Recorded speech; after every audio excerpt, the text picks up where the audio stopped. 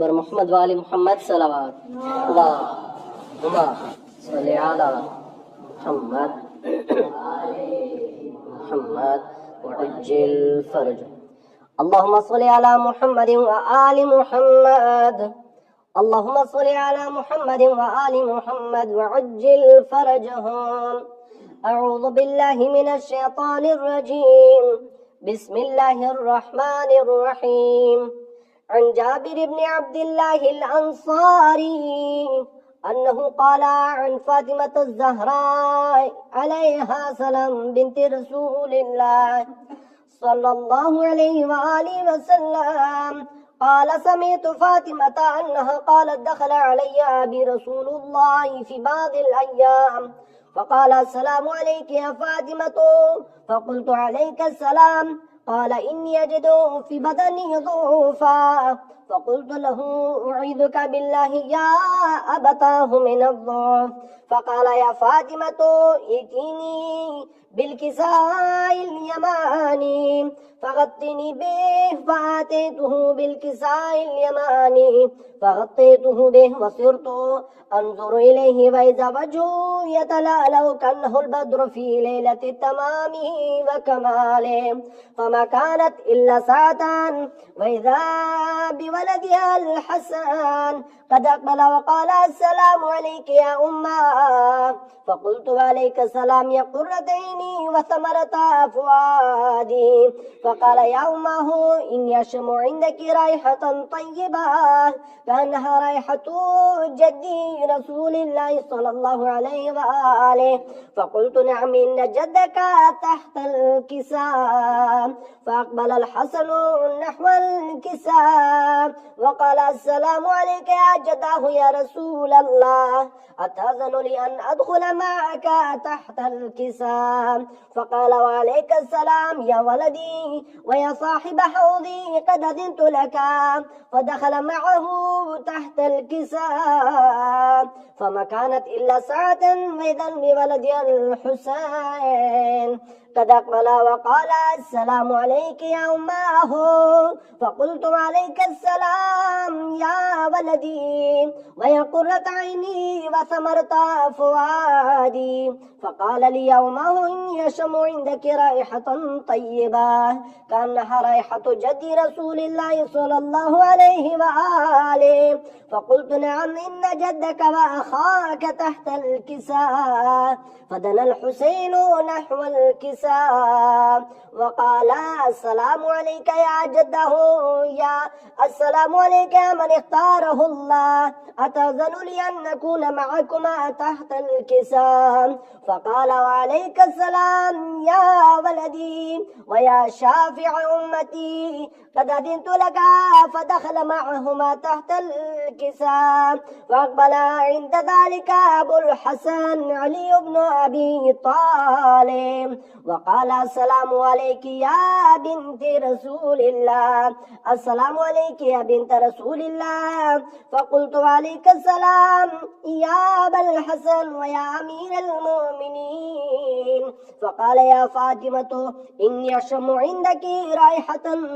طيبة كأنها رائحة أخي وابن عمي رسول الله صلى الله عليه وآله فقلت نعم ها هو مع ولديك تحت الكساء فأقبل علي نحو الكساء وقال السلام عليك يا رسول الله أتأذن لي أن أكون معكم تحت الكساء قال له عليك السلام يا أخي ويا وصي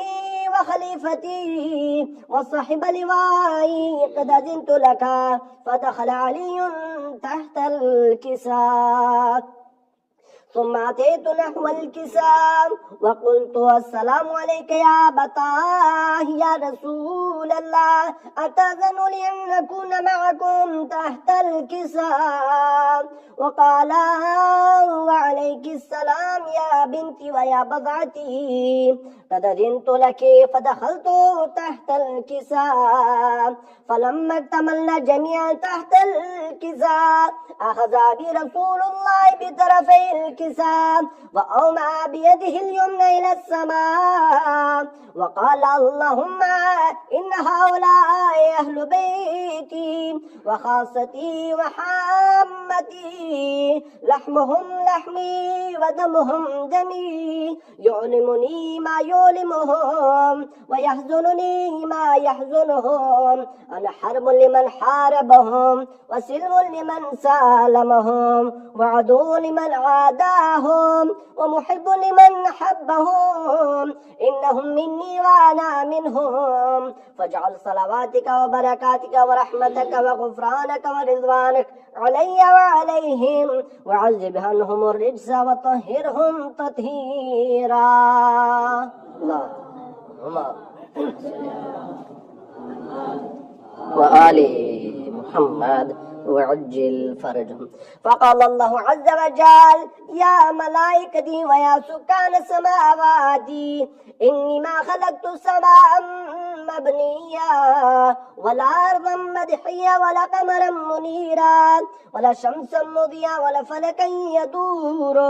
ولا بحرا يجري ولا فلكا يسري إلا في محبة هؤلاء الخمسة الذين هم تحت الكساء. فقال الأمين جبرائيل: يا ربي ومن تحت الكساء؟ فقال عز وجل: هم أهل بيت النبوة ومعدن الرسالة، هم فاطمة وأبوها وبعلها وبنوها. فقال جبرائيل: يا ربي يتأذن لي أن أهبط إلى الأرض لأكون معهم سادسا؟ فقال الله: نعم قد أذنت لك. فهبط الأمين جبرائيل وقال: السلام عليك يا رسول الله العلي الأعلى، يقرئك السلام ويخصك بالتحية والإكرام ويقول لك: وعزتي وجلالي إني ما خلقت السماء مبنية ولا أرضا مدحية ولا قمرا منيرا ولا شمسا مضيا ولا فلكا يدور ولا بحرا يجري ولا فلكا يسري إلا لأجلكم ومحبتكم، وقد أذن لي لأن أدخل معكم، فهل تأذن لي يا رسول الله؟ فقال رسول الله: وعليك السلام يا أمين وحي الله، إنه نعم قد أذنت لك. فدخل جبرائيل معنا تحت الكساء فقال لأبي: إن الله قد أوحى إليكم يقول: إنما يريد الله ليذهب عنكم الرجس أهل البيت ويطهركم تطهيرا. اللهم وآله وعجل فرج.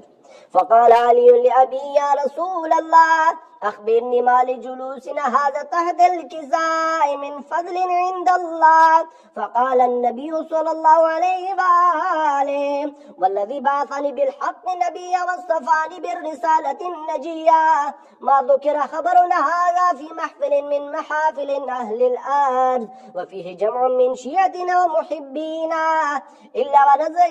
ونزلت عليهم الرحمة وحفت بهم الملائكة واستغفرت لهم إلى أن يتفرقوا. فقال علي: إذا والله فزنا وفاز شيعتنا ورب الكعبة. فقال النبي صلى الله عليه وآله وسلم ثانيا: يا علي والذي بعثني بالحق النبيا واصطفاني بالرسالة النجية، ما ذكر خبرنا هذا في محفل من محافل أهل الأرض وفيه جمع من شيعتنا ومحبينا وفيه مهموم إلا فرج الله همه إلهي من ولا مغموم إلا وكشف الله